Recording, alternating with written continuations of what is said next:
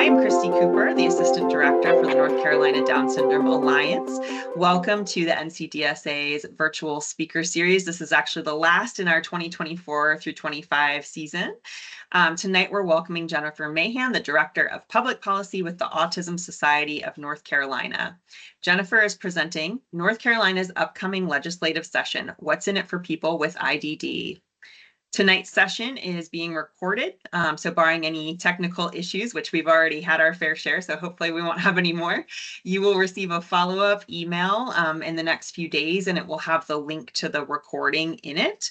So if you know anybody who can't make it this evening and really wants to get this information, please feel free to share that so they can get to it as well. All right, we're also going to send a survey that's very brief. It was in the email that I already sent as the reminder mail, but we'll send that again after the presentation. So if you can take just a few minutes to give us a little bit of feedback right after we're done with our presentation, we'd really appreciate that.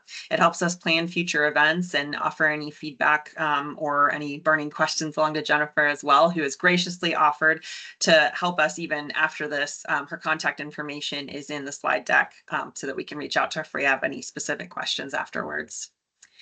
Questions and answers will be handled through the Q&A feature in Teams. And if something goes wrong with that or you don't have access for whatever reason, you can email those to me, Christy, C-H-R-I-S-T-Y, and I'll put this in the chat, at ncdsalliance.org. Right. So with that, I am going to turn this over to Jennifer. Ooh, that came through really wonky. I will retype my email just to make sure that you all have this. It looks like it's bright yellow, ncdsalliance.org. So if you have any questions and they don't come through the Q&A, you can email them to me. All right, Jennifer, I'm going to go ahead and turn it over to you and just let me know when to advance your slides when you're ready. Sure, not a problem. Thanks everyone for being here this evening. I really appreciate it. Some of you may know me already. If not, I have been doing public policy work in North Carolina for about 25 years. I've done that in sort of the realm of mental health, behavioral health, but for the last 15, I've worked with the Autism Society and many other groups who all in the realm of intellectual and or developmental disabilities. Next slide. So before we sort of get into the presentation, I do want to just mention that we have a lot of information on the Autism Society's website. I've included some links and resources towards the end of the presentation, but even though we work really specifically around issues of autism, I have a lot of background and experience across developmental disabilities. And a lot of the information, especially when it comes to advocating and public policy issues, really apply across all kinds of disabilities. And so I just wanted to make you aware of that. And here's some pictures of some of our folks advocating at the General Assembly being photographed at the former governor's office after getting legislation signed into law. This is the kind of exciting stuff around public policy, but I am going to be talking tonight about some of the probably maybe not quite as exciting things, and really just kind of encouraging you to stay informed and stay active, especially with everything that's going on right now. Next slide. So here's what we're going to be talking about today. I'm going to give you an overview of what things look like in North Carolina. Some of this will be familiar to you, but there might be a few new things that I mentioned. We're going to talk about state and federal policy initiatives, a little bit about some of the changes that have happened in the services system in the last couple of years, because I think it's important to recognize that we've been advocating for things for a really long time. And some of that advocacy is having an effect, even if it's not getting us everything that we are asking for. So I do want to share some good news, I guess, is the best way to describe it. And we will be handling questions at the end and having some discussion. And so you can ask questions as you go along. but we won't be addressing those until the end of my presentation. All right, next slide. So, big picture, the status of intellectual and developmental disability supports in North Carolina, there's a very limited entitlement to services and supports. People with intellectual and developmental disabilities don't have the right to get healthcare or the right to get supportive services simply based on some kind of diagnosis. There are some services and some supports for some people. People with IDD may get access to some healthcare, or they may get access to some supportive services, but they have to meet some pretty strict criteria for specific programs. And these programs, unfortunately, are often very underfunded. So this isn't the only reason, of course, people don't have access to services and supports, but it is the major issue underlying a lot of the things that we're going to talk about tonight. And this is kind of the perspective I come to this work with. We're in the midst of our health system transforming, the legislature's back in session. But despite all of the efforts that we've kind of gone through over the last couple of years, we still haven't addressed some of the most basic issues in our system, which is the lack of consistent access to services and supports for people with intellectual and developmental disabilities. I am always hopeful that we can change this, and we have seen some incremental change over time, but we still have a lot of work to do. Next slide. So we currently have over 18,700 people on our home and community-based waiver waiting list. This is the innovations waiting list. It's sometimes referred to as the Registry of Unmet Needs, or the RUN. The wait varies based on the county that you're in. So the wait could be somewhere around 10 years, but we know that waits can be up to 20 or more years, depending on which county you're in and how many people are waiting. So the list is really only capturing people with the highest level of needs. It's not really giving you the full scope of who in North Carolina needs services and supports. So there's a lot more than those 18,700 people that need help. Sign up for that waiting list is not automatic. You have to go through a whole process to see if you meet criteria. The good news is we have some additional services now in the state that might be able to assist people in the absence of that full innovations waiver waiting list, or the full innovations waiver slot. And I will talk a little bit more about that. North Carolina also has a pretty high turnover rate for direct support professionals, the people who actually do that direct work with individuals through those waivers or through those supportive services. Our turnover rate's lower than the sort of national rate, but this is still an enormous amount of turnover for direct support professionals. And we know in some cases, it's just simply really hard to find staff, period. So there's a lot of times where people will get access to a waiver, but then they find that they can't find staffing for all of the services and supports they need. So those supports go unfilled. And we know that sometimes if people lose their staffing, that they're not able to replace that person. So this is a very fragmented system. North Carolina is not the only place where we have waiting lists or where we have really challenging situations with people not being able to access those services. But North Carolina is pretty bad when you look at what's going on around the country. We have a really complicated system to navigate for people. Medicaid has care management now, but that's relatively new. We took care management away over a decade ago, and we just brought it back into Medicaid. But if you're outside of the Medicaid system, most health insurers don't have those supportive navigation type services to help people figure out, what am I supposed to do? What's next? Sort of to guide people through all of those stages across the lifespan. It's a real lack of coordination in our system, and that's really difficult for people to manage. And we've been talking about that for decades, and we still haven't solved that problem. Next slide. So we have a lot of different funding streams for services. I'm not going to go into explaining every one of these, although if people have specific questions, feel free to add those into the chat. But this is most of the funding streams for our public system. And then I've added some other sort of non-Medicaid funding streams, things like some of the local funding that might be available in a particular county, or grants that are managed through the Department of Health and Human Services, our old folk rehabilitation system, which is now the Employment and Independence for People with Disabilities Office. There's some supportive services in schools, although those are also vastly underfunded. So we've got a lot of different types of services that are potentially available to people and different types of funding streams. Next slide. So we have all these funding streams. What's the problem then? The real problem and underlying a lot of these is that we don't necessarily provide enough resources for every one of those programs.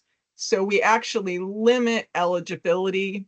We limit, we put some very sort of high bars in place in order for people to qualify to get services. We make them very complicated to access, so it's difficult for people to get through all of the paperwork and all of these steps they have to go through. Every single program has different eligibility and a different process to navigate, and some diagnosis may be included in some of these services, and some of them may be excluded from certain types of services. And so all of this makes the system even more complicated and means that one person might get access to something and then another person with a similar issue might not. And all of this, of course, discourages people from even trying to navigate this process in the first place. Next slide. So that's kind of the big picture of what's going on in the state and what things look like. I'm going to skip to the next slide as well, and talk a little bit about our General Assembly in North Carolina.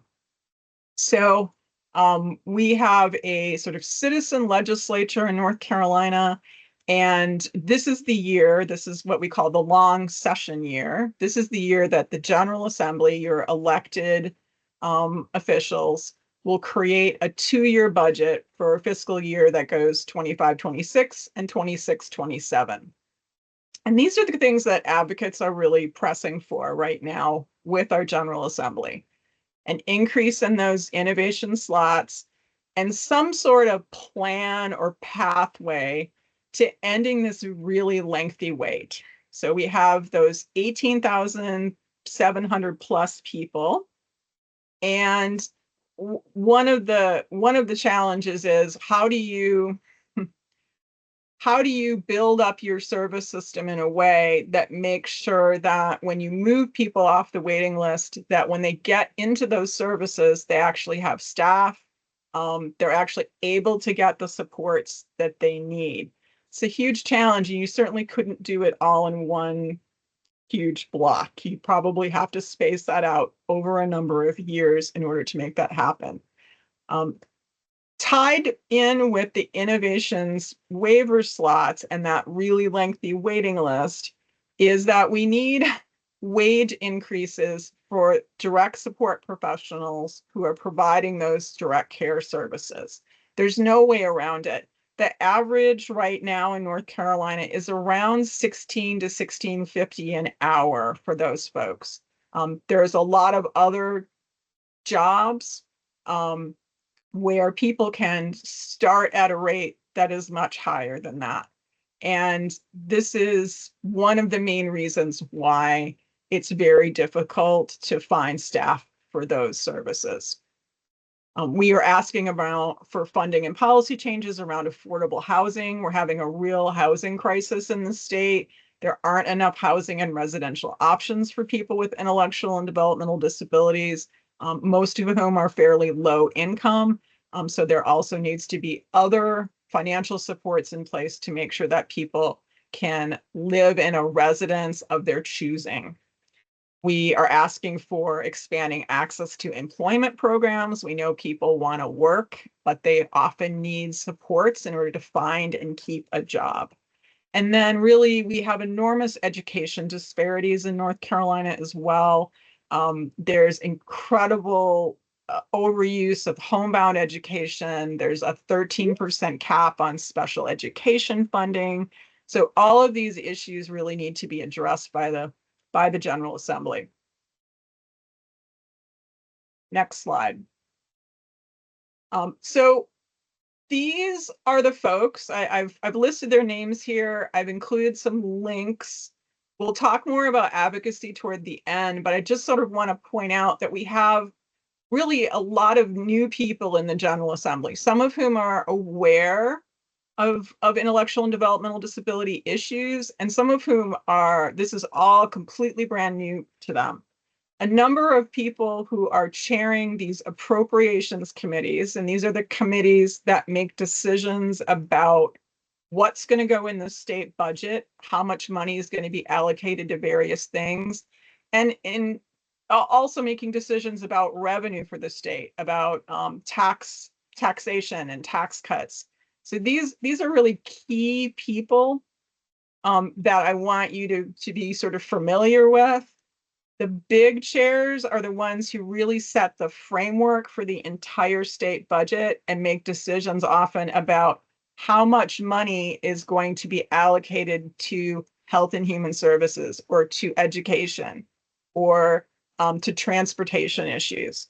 And then these subcommittees, these other appropriation committees, will focus their attention on how is that money that the big chairs have said that they are going to be able to allocate in the budget, how is that money going to be used? What specifically is that money going to go to in the state budget as they're creating the state budget? So these are the real key players in the state budget process who would be responsible for allocating funds for things like waiver slots, direct support professional wages, education issues, etc. Next slide. North Carolina is one of the few states in that around the country that has what's called an intellectual and developmental disability caucus. And a caucus is just a group within the legislature that looks at and pays attention to a particular issue or set of issues.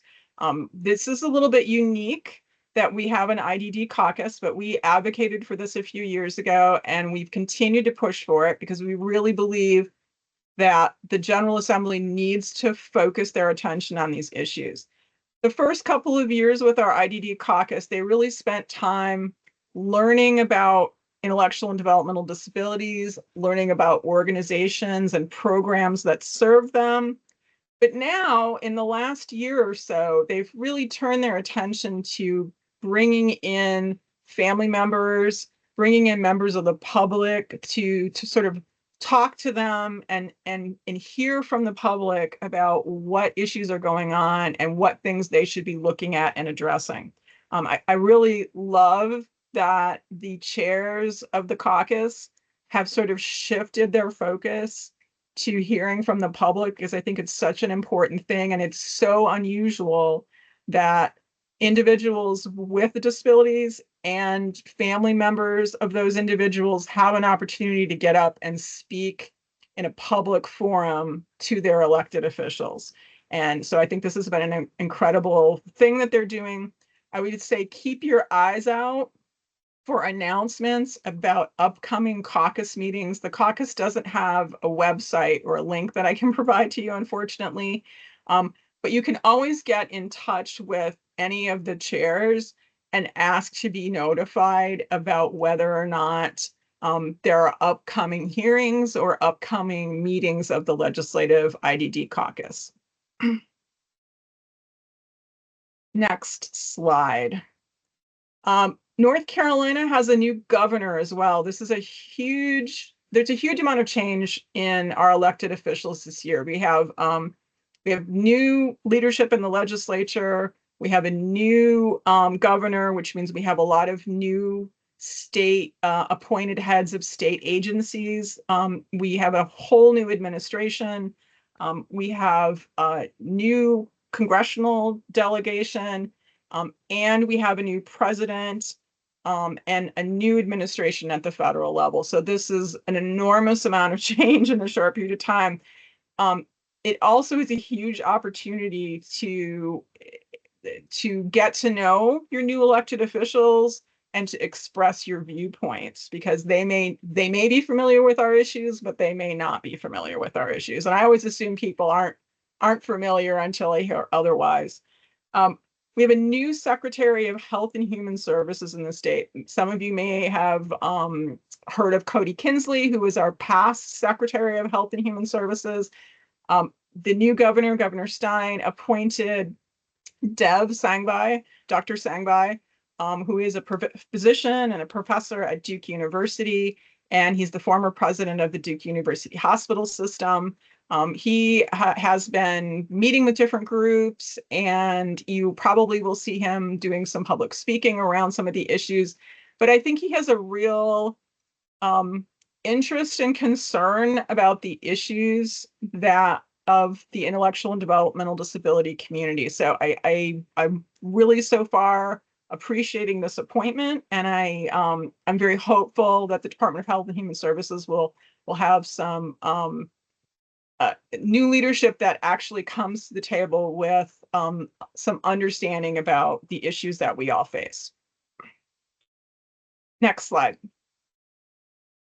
People typically in these presentations ask me about what's going on with the Samantha R decision.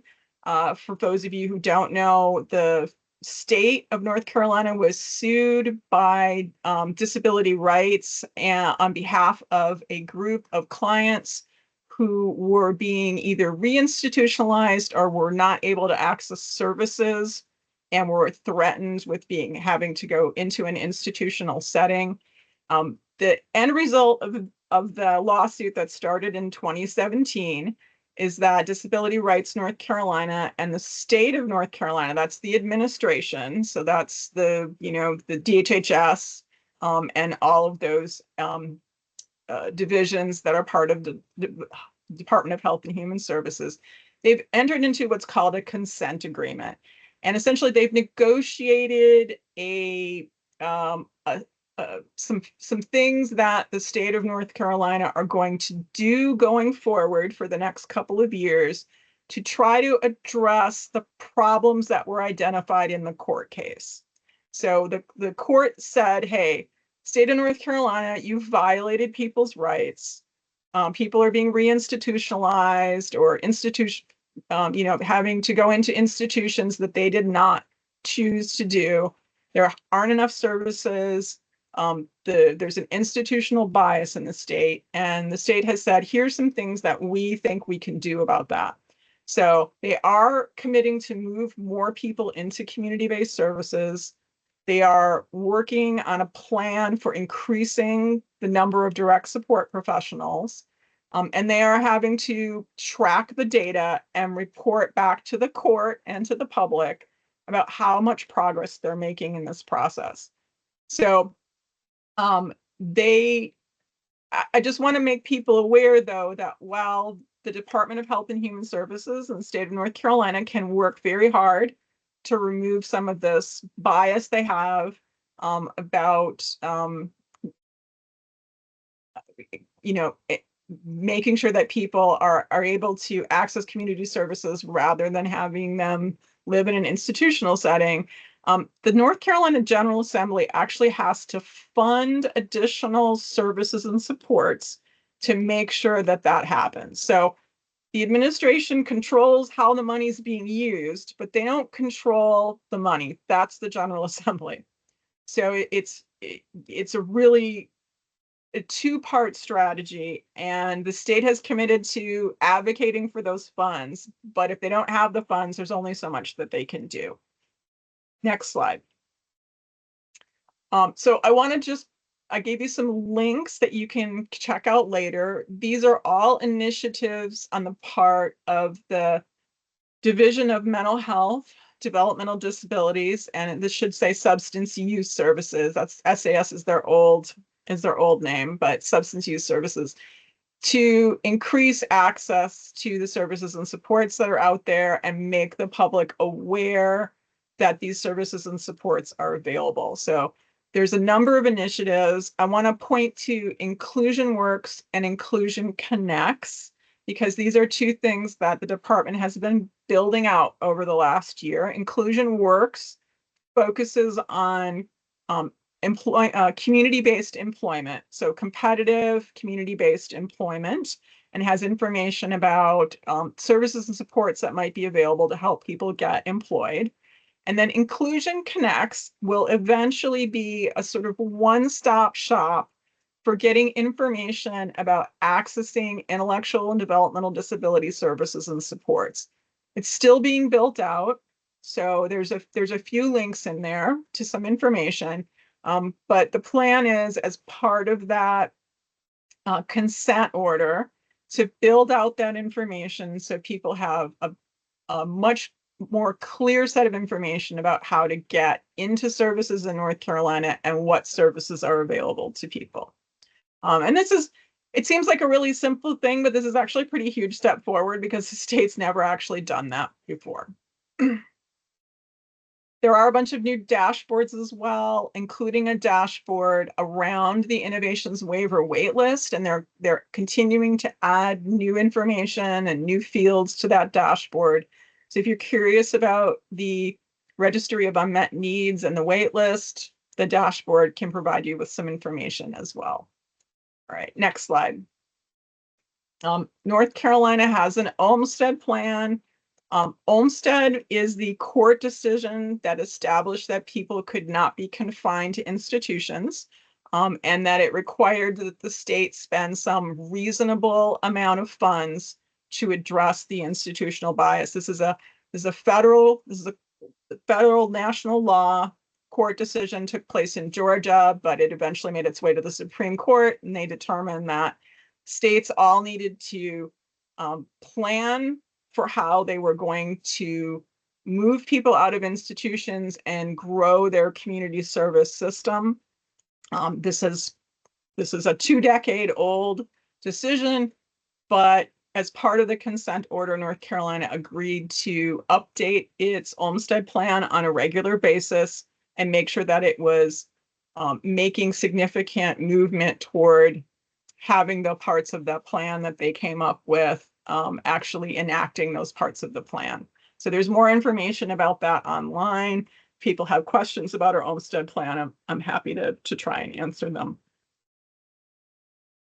All right, next slide. Okay, I'm going to talk a little bit about some of the federal issues that are going on, but I don't have a lot of slides about this because they're just constantly changing every single day.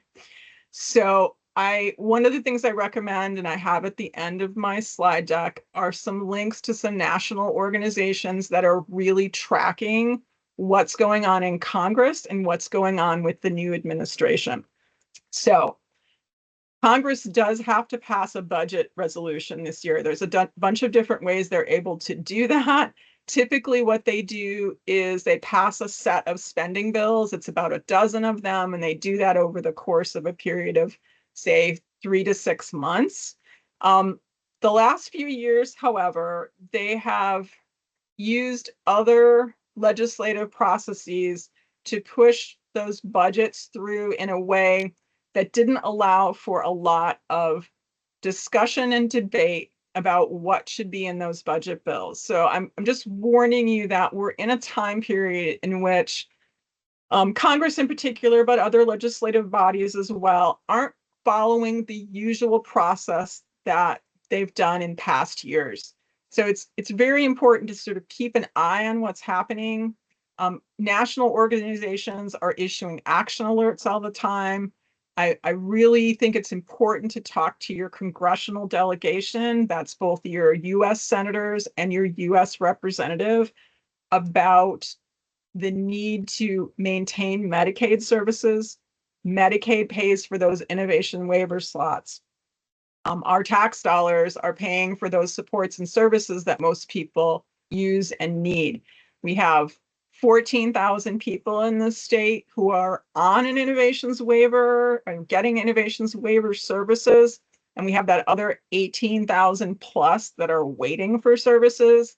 All of that gets done with a combination of state and federal dollars. So talking to your congressional representatives about the need for those services is more critical than ever. 79% of our North Carolina DHHS budget comes from federal sources. So if that money gets cut or gets cut off, I don't think the state would be able to make up that difference. So it's incredibly important to talk to your congressional, to your senators and your congressional representatives.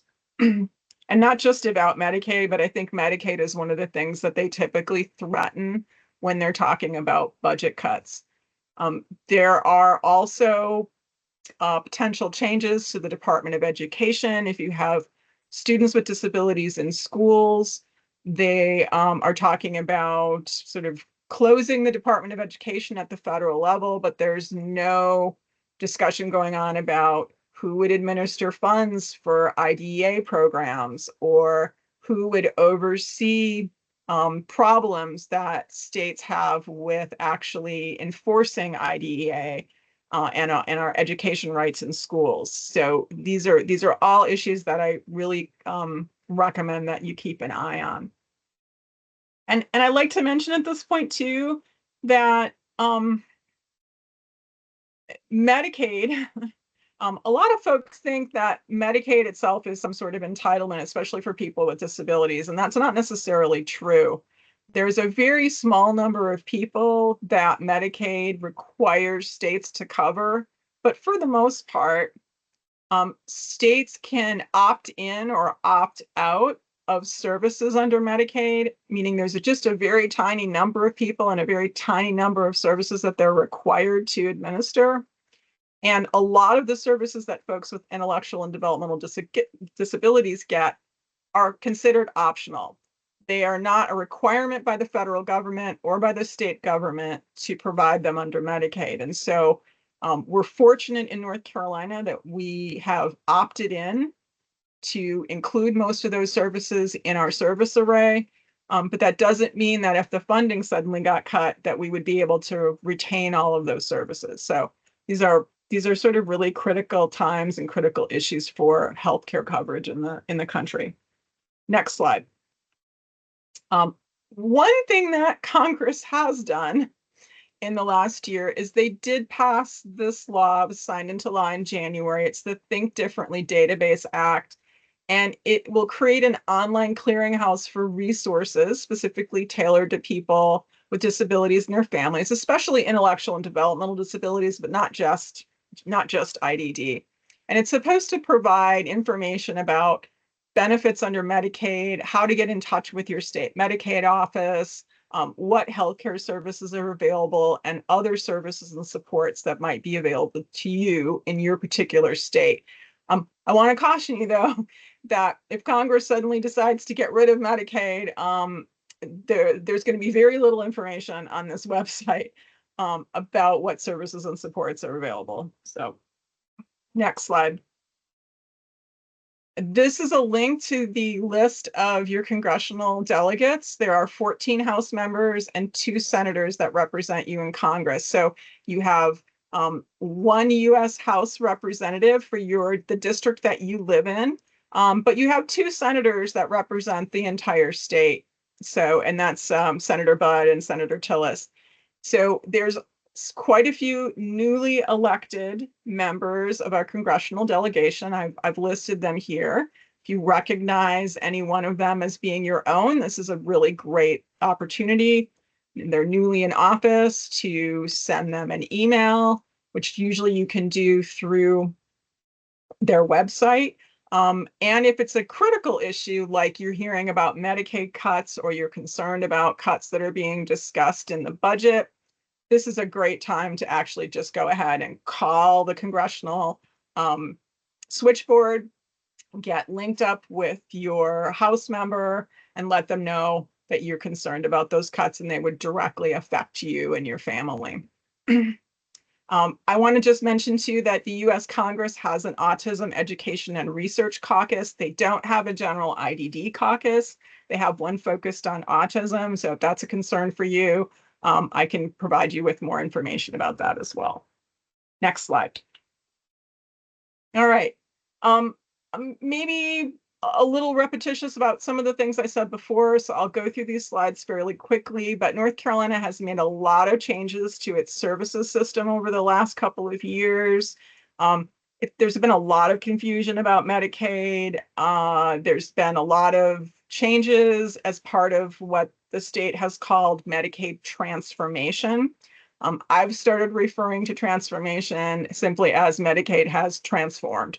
We are, I'd say, probably 80% of the way through this transformation process, and the system has, for at least for people with developmental disabilities, the system has transformed already.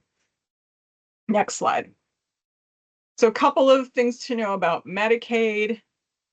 Medicaid is really multiple programs and services, so it can be kind of complicated at times, but it's not one giant program. It's kind of broken up into a lot of different programs, every single one of which has different eligibility and serves different groups of people. So there's, there's programs that are based on how old you are, your disability status, whether you're low income or not, what your diagnosis is, and the functioning level that you have under that diagnosis.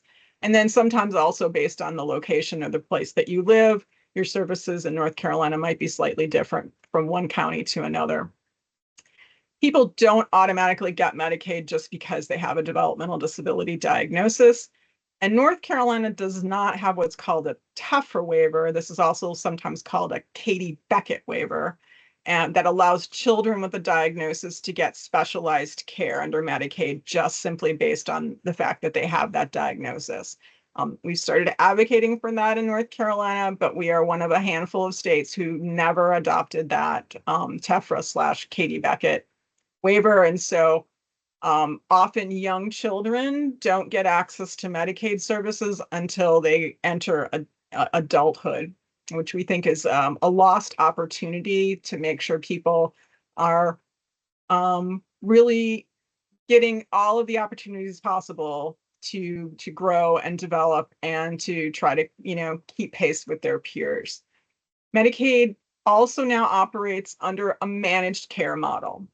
Most people are familiar with managed care these days, but I like to just remind folks that managed care means that there is a company out there that gets a per member per month payment. Usually it's private insurance or some sort of private public partnership. And they are supposed to oversee whole person care. So they would handle physical care, behavioral health care, developmental services and developmental care, and pharmacy benefits. There's a few services that are carved out of that.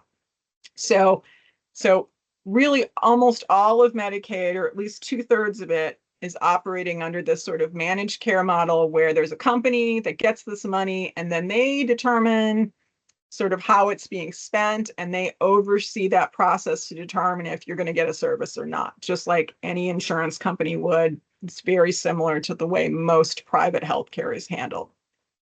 And this process of transforming our system into a full managed care system has been taking place over the last 10 years. And we are, I'd say, pretty well through that process now, with the tailored plans coming online last year. Next slide. So we do have several types of Medicaid plans in the state based on your diagnosis, the level of care that you need, and a few other factors. There are what's called standard plans. So these are for most Medicaid recipients, including those with mild or moderate behavioral health issues. Tailored plans, and almost everyone with an intellectual or developmental disability who has Medicaid is in a tailored plan. These are operated by our LME MCO, our local management systems are sort of regional healthcare systems. They used to be county programs, now they're LME-MCOs. We still have a Medicaid Direct program, and that covers people who aren't part of the managed care system. So usually these are people who are eligible for both Medicare and Medicaid, and then some other people who need specialized services. And then this year, we will also have a child and family specialty plan. This is for individuals who are part of the foster care system. So anybody who's DSS involved, who is getting foster care services, would be moved into this specialty plan. It's supposed to have sort of more wraparound services for children and families to make sure that they're getting the supports they need in the foster care system. Next slide. This is just the LME-MCO map. If you have specific LME-MCO questions, I would say throw those in the Q&A and I will answer them. We've had a lot of changes in the LME-MCO system. We've had mergers, we've had counties realign, we've had the Secretary of Health and Human Services move one county into one LME and another county into another. So there's been just a tremendous amount of change in the system. When I came here in the year 2000, we had 44 of these programs. There were 44 area programs. We're down to 4 right now. And they are managing those services we talked about on a regional level. Right, next slide. I do want to talk about what people with developmental disabilities are getting in Medicaid with this transformed Medicaid system that they didn't have before. So they are supposed to be getting integrated care. So meaning that their physical health care, their developmental services, and their behavioral health issues are all being managed by the same entity. So the same LME. And they are supposed to be getting some level of integration. So they have a service provider. They are supposed to be monitoring not just are they getting their developmental disability services, are they getting community supports, are they getting, is the family getting respite? They're also supposed to be monitoring if they are getting all of their preventative health checkups. If they have a chronic healthcare condition, are they managing that? Are there ER visits that are related to their chronic health condition that maybe would indicate that that condition's not being managed very well? And if they have behavioral health issues, they are also supposed to be getting access to mental health supports, although we know that's very difficult in North Carolina. And there's a lot of people who have several of these conditions that should be getting sort of more integrated care that aren't. So they are supposed to be getting this whole person plan of care. They are supposed to be getting access to conflict-free care management. There are 3 care management options in North Carolina. You can get care management through your LME-MCO. You can get care management from an independent care management organization. And some people are getting care management through their primary care provider. So they're getting this sort of integrated primary care and other care management together. It's a small group of people, but it's starting to grow. They're also supposed to be getting access to programs that address the social determinants of health. And so this is things like food and housing, transportation, if there's domestic violence or other issues in the home, that those things are being addressed because all of those issues affect people's health and well-being. North Carolina started some pilot programs around what they call healthy opportunities. So those programs, unfortunately, aren't available across the whole state yet, but they are considered part of this transformed Medicaid system. All right, next slide. We're going to talk a little bit about gaps and problems in the system. So we've transformed our system. We know that we've got some gaps and issues in our system, but what does that really look like on the ground? And this is where you all have, in some cases, way more information than I do. And we'll I'm sure be talking about this in our discussion. So next slide. I want to point out that the advocacy that we've done over the years has resulted in some policy changes in our system. We did get a DSP wage increase in the 23-25 budget. There have been rate increases across Medicaid services, including diagnostic services, as well as mental health and behavioral health services. North Carolina now has what's called 1915I services. These are Medicaid entitlement programs that were added in July of 2023. They replaced our B3 services, but they also expanded those. So there's more services for people under 1915I, and there's more people that are eligible for 1915I services than before. It's part of our state's Medicaid plan. So there's no waiting list for these services, although I know that for some of the services, it can be a little difficult sometimes to find DSPs, going back to that issue of the DSP wages not being high enough. But we have about 10,000 people in the state now who are getting some kind of 1915I service. And I think the average right now is about 30 hours a month, although most people qualify for more services than that. We've had guardianship changes to modernize our guardianship program in North Carolina that was implemented last year. We've gotten about 2,000 waiver slots over the last 11 years. That is nowhere near enough to meet the needs that are out there. But I do want people to be aware that there have been some slots allocated. The problem is the growth in the number of people that need access to innovations waivers has almost doubled during that time frame. So we're not meeting, as the folks from Meet the Need North Carolina have said, we're simply not meeting the needs that are out there. And we need to do a better job of that. We've closed the coverage gap with Medicaid expansion in 2024. And I just will mention that about 10% of the people who've signed up for Medicaid expansion have qualified for a tailored plan, meaning they have a significant enough condition, healthcare condition, that push them into this more intensive level of care. So that is, it's not surprising to me, but I think it's important to note that Medicaid expansion isn't just for low-income people. It's for people who are also struggling with healthcare conditions that are preventing them from working, or they had sort of not a high enough, their needs didn't meet the threshold of being eligible for an innovations waiver, but now that they're eligible for Medicaid, they can get access to 1915I services. So our folks are in there, and that's one of the reasons we advocated for that. We've got new funding for competitive integrated employment services. We've got legislative interest in changing the way special education is funded in the state.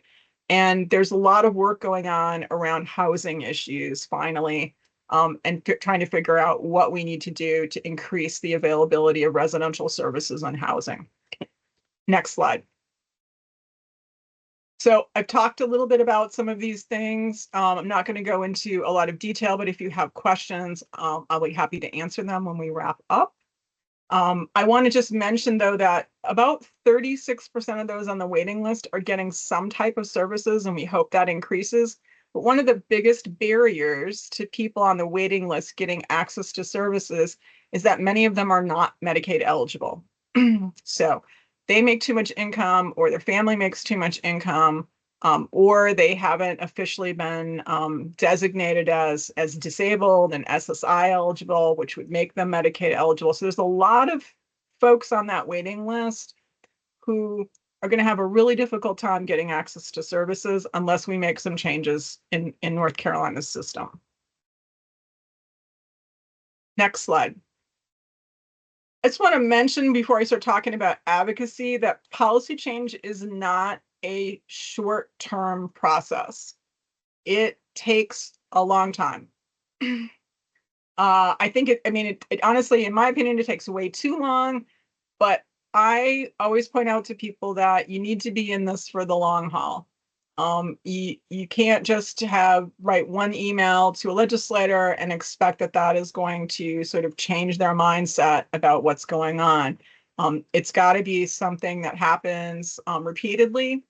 And I'm here to answer questions about that and support you in making that action happen. Next slide. So we still have an enormous number of gaps in our system. All of you are very well aware of these gaps. So, we have case management is a really good example of that. We got rid of case management about 12 years ago, and then we brought it back 2 years ago. During that time period, nobody was doing case management in the state. So we've now got a whole new batch of case management companies, care management companies, and care managers who don't have a lot of experience. That's something that we're going to have to rebuild. We have an enormous wait list. We have a huge DSP crisis. We have a lack of residential options. People are not informed about what services are out there.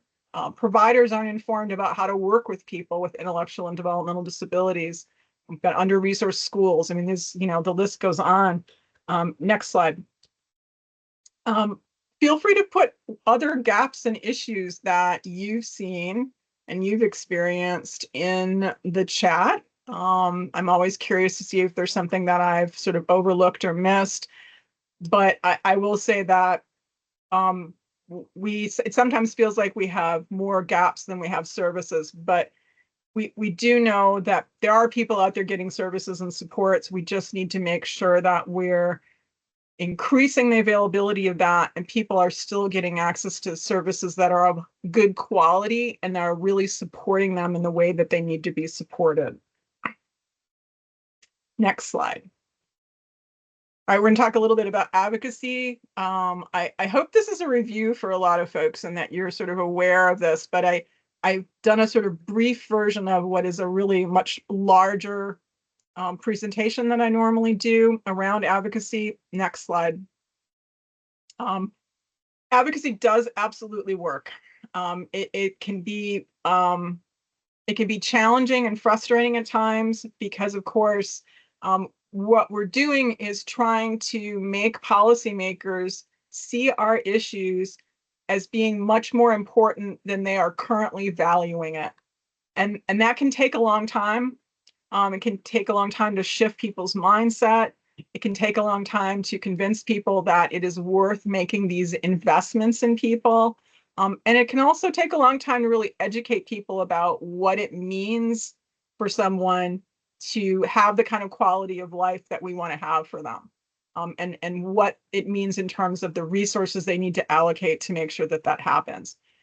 So we encourage the sharing of stories about folks who have services, how that's creating change in people's lives, stories about the lack of services and the negative effect that that's having. If you're a professional, about the effectiveness of the support and how you see it changing people's lives. And I just want to mention that data and science are helpful, but the reasons that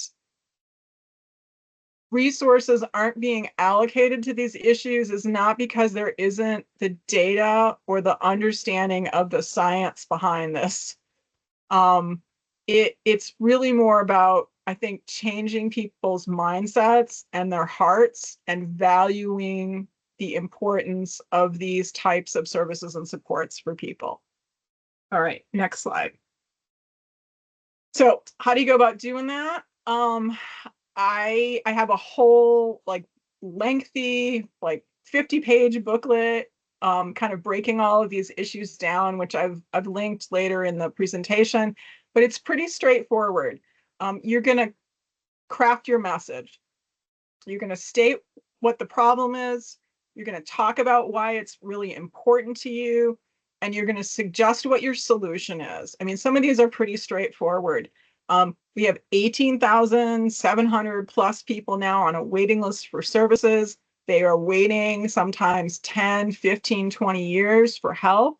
It's important to you because, of course, I have a family member who's experiencing these issues. I want them to be able to work. I want them to be able to have a good quality of life. I want them, all of those things that you want for that person in your life or that you want for yourself. Talk about what those things are and how important they are, and suggest your solution, which can be allocating more waiver slots or funding the wait list or making sure that we reduce the wait list over the next decade, whatever that is that you think the solution is. And you should be able to do this in just a few sentences. You can always write a longer message, but most legislators are not going to read a really lengthy 5, 6, 7-page kind of letter. They want to know right off the bat what's going on. Why should I listen to you? And what do you want me to do about it? And this is just a little bit more in depth about sort of framing your story for people. Talk about, where it is that you live. How are you connected to that legislator? What part of the state do you live in? Describe your connection to the developmental disability that you're talking about. Is it a loved one? Is it yourself? Is it somebody that you work with or know? What's working for them? What's not working for them? What kind of changes do you need to see happen? Ask them what they're going to do. Ask the elected official what they are going to do to address this problem. And tell them you want to hear back from them. Tell them you want to hear what they are planning on doing or how you think that this situation can be solved. And then please be sure to thank them. Thank them in advance for their time and attention. If they do reply back to you, thank them for their reply. Thank them for the work that they're doing, even if you don't 100% agree with what they're doing. Please be appreciative. Next slide. It's really important to maintain a respectful stance with them when you're communicating with them. I know that can be difficult sometimes, but it's a critical piece of that. If you don't know who represents you, or if you feel like your message is the right message or not, I'm certainly here to help support you and to provide information and feedback to you about that of those messages. My contact information is in here, but I put some tips in here as well. It's great if you can talk to people face to face, but for the most part, you're probably going to communicate with them by writing or emailing, or by calling them. I know people love the concept of a handwritten letter, but for the most part, a lot of legislative mail is delayed and searched, which is why almost every legislator has a way to communicate with them through a website or through some sort of online format that actually translates into an email, because they're not going to get that letter probably for weeks or months. So I would say emailing is great. Calling is really the best thing if your issue is urgent.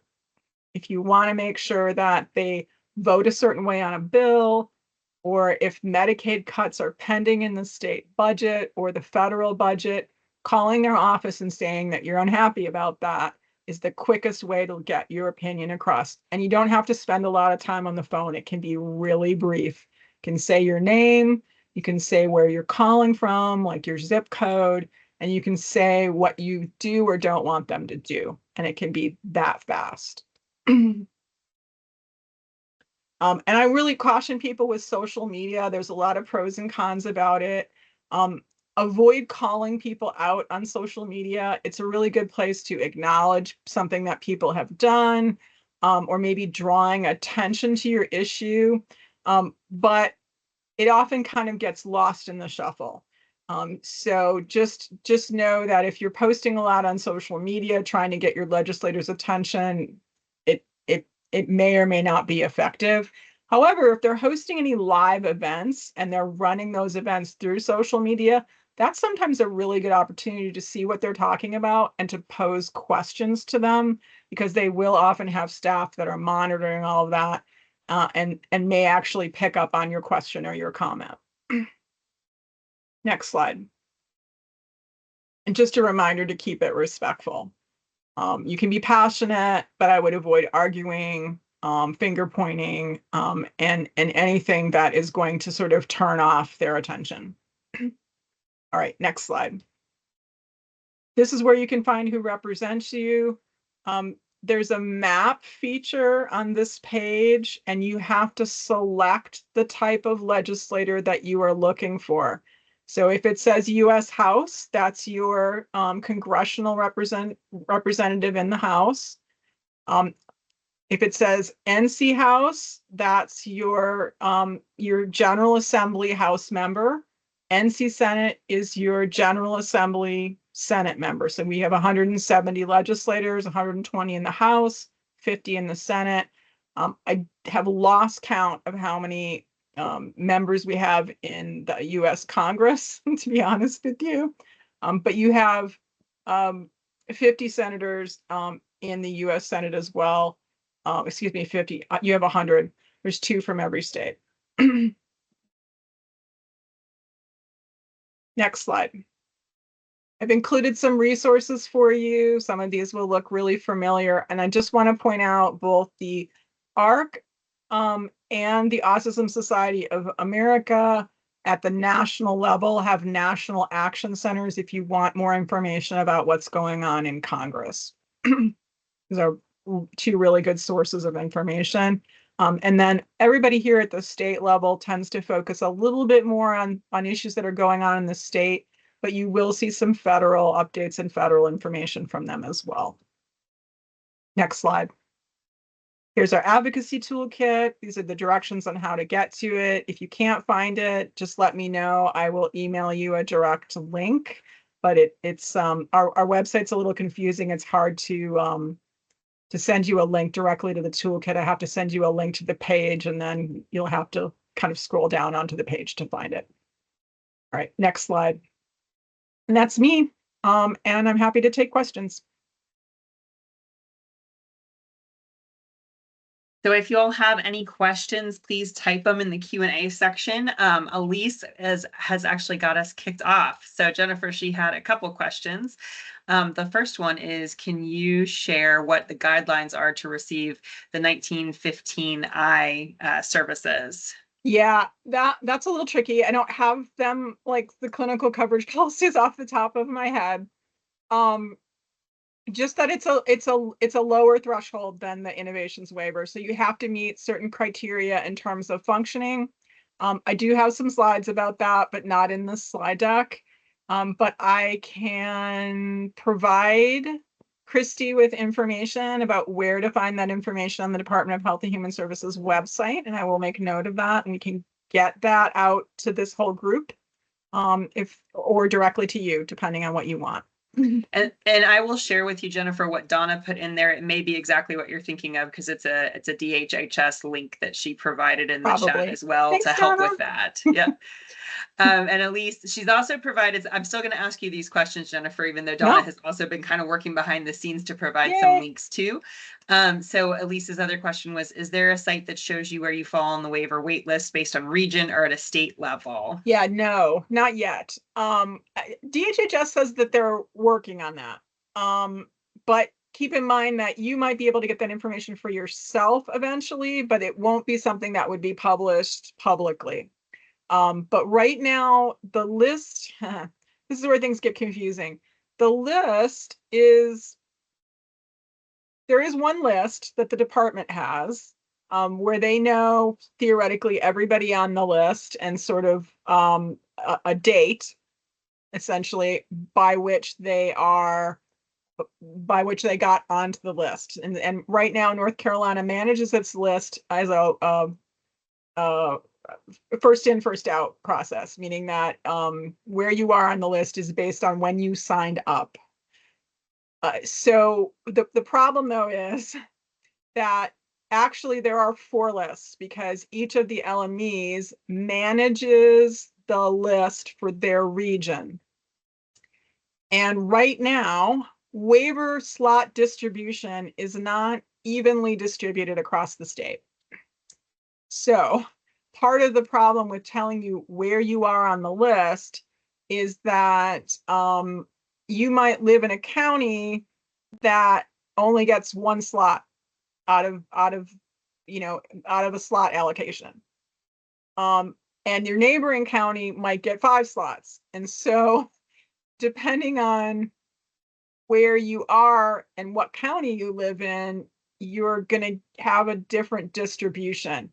So that makes telling where you are on the list very, very difficult, which is why there isn't, which is why they have a hard time telling you that, among other reasons. But that's the main one.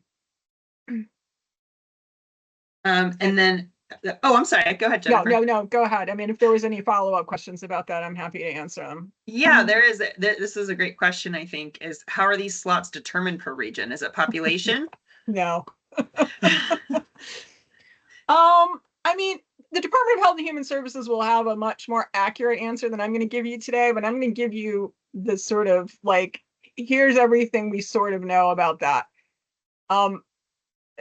There's a couple things going on. There's some historical distribution formulas that the state has used because, keep in mind, we had 44 LMEs at one point. So distribution was a little bit based on the history of how those slots were allocated over time, number one. Number two, at some point in this process, and as I said before, I'm not going to name names, but a legislator got the brilliant idea that they would start allocating slots based on the poverty level, because they had the mistaken idea that because Medicaid is typically a program that serves low income people, and large number of people who are part of the Medicaid system are in there because they are low income and they don't have other health care. So Medicaid funding is often distributed. There's more Medicaid funding going to counties that have a higher percentage of people who are lower income. So they decided to start distributing slots based on the poverty level of the counties. The problem with that is, as we all know, developmental disabilities aren't necessarily more common in low-income communities. There is some difference there. If you look across populations, that there are some connections between lack of access to healthcare and other low-income issues and an increase in developmental disabilities, but it's not an exact sort of correlation. So there are a lot of higher income counties in North Carolina with enormous waiting lists because they're getting fewer slots than lower income counties are, or fewer percentage of slots as well. So the formula for this distribution is partly historical, partly based on the LMEs, and then partly based on this inaccurate formula that the legislature determined about 15, 20 years ago, 20 or so years ago. And without legislative change to that formula, the department can't do anything about that.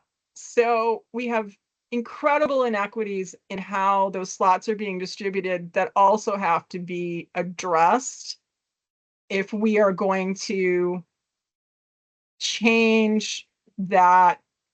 We are going to make sure that people are getting a slot on an equitable basis. Just put it that way. But the real issue in all of this is that we have 18,700 people on a waiting list. Like, if we didn't have that high of a waiting list, if some of these little inequities between how these slots are distributed wouldn't be as big of an issue. People are up in arms about this because there are people in some counties that have been waiting 20 or more years to get a waiver slot because of the way they're being distributed. But it's also because we don't have enough waiver slots. Yeah, and Elise, I don't know if that kind of went over your whole question. I did see you ask if there's a contact at DHHS to get more answers about how the innovations waiver slots are done. Is that right? Yeah, hi. Thank you. That was very helpful. I've just many questions around that just because you said it. There's a lot of I get these from other individuals all the time asking questions about how do you get on the waiver and what happens Yeah. when you're on the waiver and how do you come off the waiver, and even unfortunately when some of these, you had mentioned there was like what 20 different groups and or 20 different regions at one point, and now they're down to 4. But even in that process, when Yeah. that consolidated, a lot of 40 to people felt, 20 to yeah, 10 to 4. yes, Yeah. exactly. But People even have during gotten that process, lost in these yes, consolidations. They yep, should we be were on the one of list, but they're those.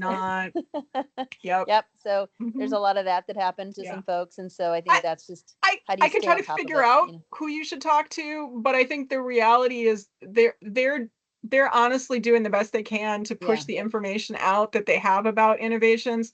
I really think the process of getting onto the waiver is incredibly confusing, it and is. they need to do something about that.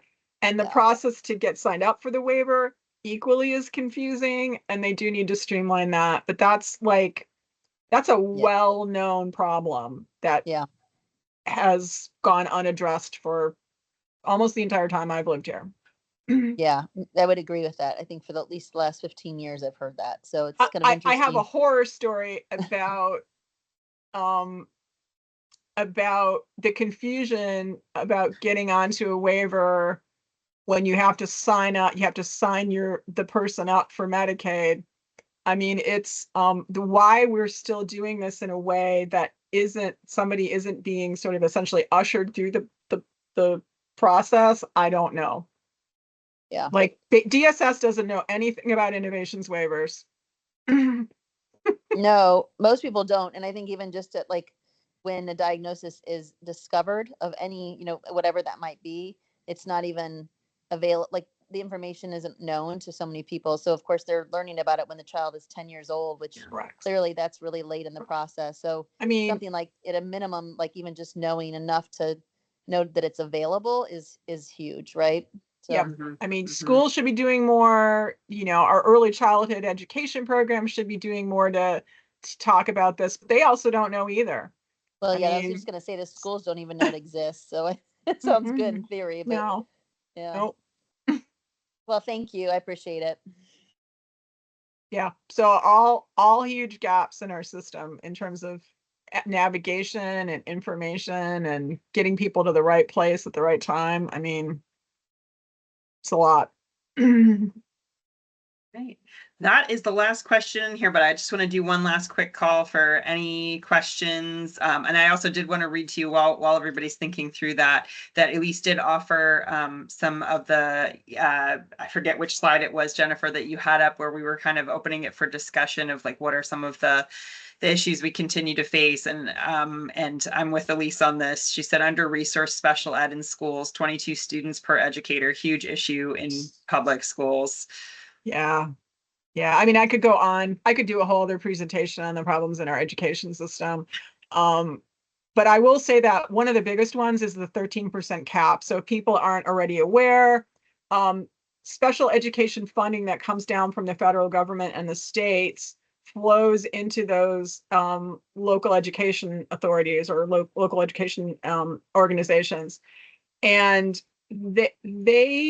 we currently have, as part of state law, a cap on how much money can be put towards special education in a county. So once a county hits a 13% threshold, meaning 13% of the students in their school system have been identified with some kind of disability, and that's all disabilities. That's not just IDD. They stop getting additional funding. Their funding is capped at 13%.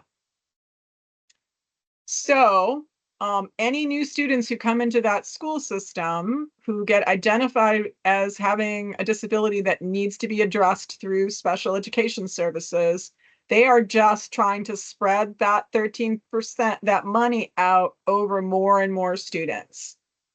More than half of our counties in North Carolina have hit their 13% cap. So they are just allocating the same resources to more and more students. It's an enormous problem. So Most can I ask a states quick do question? not do this. So I guess the question I have for you, Jennifer, is how at a at a parental level or just a population level can we be louder about that? Like what, because that clearly is not enough. I mean, that is especially with the inflow of people coming into the state of North Carolina, it's we insane. need a system that allocates special educational resources based on the more of a tiered system. And this is one of the few exceptions to me not liking tiered systems. We have to start funding school systems based on the level of disability and the resources that are needed to address those students' needs. So rather than this blanket cap, we have to look at how much funding is really needed for students and then allocate sort of tiers of funding based on that. We also need way more education resources in the state, period. We are at the bottom of the list, like in the 40 range in terms of per pupil funding. That's not just for students with disabilities, that's an across the board problem. People need to be louder about this. There's not enough funding, and this artificial cap that we put in place is just hurting people. Yeah, I mean, I've had two children go through this process of having IEPs and everything else, and even that 13% is new to me. So quite frankly, that's just, and all it does is breed frustration at the parental level, but we don't know that. Correct. So it's not a school issue. It's a bigger issue, of course. Correct. I think a lot of school systems are trying to do the right thing. I don't think every school system who's not enforcing those IEPs is doing that because they hate people with disabilities. There's a few out there though. But it's really because they know they have a limited set of resources and they have to spread it very thinly across a large number of students. And honestly, I think most of the time they're doing the best they can. The federal government never lived up to the promise of fully funding IDEA services. Federal government funds about 17% of special education services. That's an average. It's a little different from state to state, but that's about what it is. And that's a federal law that says that students with disabilities have the right to access the curriculum and access education. So, the states are really trying to make up that gap. And North Carolina, I mean, we've had lawsuit after lawsuit in North Carolina about low amounts of education funding. We're in year 30 of the Leandro decision, and we still haven't fully funded the Leandro requirements. So at a federal level, so you said 17%, what percentage is this at a state level is North Carolina, or have they identified what the gap is? They're about that. That's about the amount of money that they get from the feds for special education. It's pretty close to the national average. So we're essentially as a state funding the rest of that. Yeah, that's what so much. Now we got to figure out how to fight it. But I mean, I bring up education mostly because I think especially people who move here from other states that have more robust education systems are shocked. Oh, I know they are. Yeah. And because every state's education system is so different. Same thing with Medicaid. There is no national entitlement to Medicaid. So if you have a waiver slot in another state, you move to North Carolina, you don't bring that waiver slot with you. You get put on the waiting list and you wait. So we tell people all the time not to move here unless they have to. Yeah. Well, thank you. All right. Well, I think we can wrap up on that super happy note. Sorry. No, it's I'm not the person you invite for good news, but I do think the state's made progress, but they've only made that progress because people have spoken up and said this shouldn't work this way. Yeah. No, I think this is very important, and I am so glad that you were here to talk with us through this time that's kind of especially chaotic and confusing. So I do think that, this is probably timely no matter when we're talking about Yeah. it, but it feels especially so right now. Absolutely. There's a lot going on out there, y'all. Take care of yourselves. I mean, I want people to advocate. I want people to stand up for their rights, but I also want y'all to take care of yourself because there's a lot going on and there's going to be more. Yeah.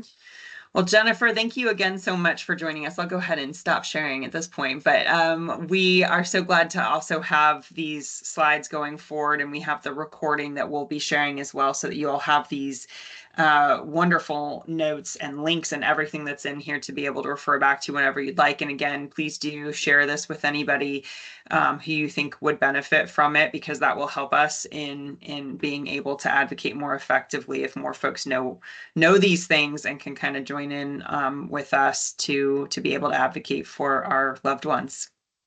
So Jennifer, thank you again. We really appreciate it. Thank you all for being here. I hope you all have a wonderful night. Hey.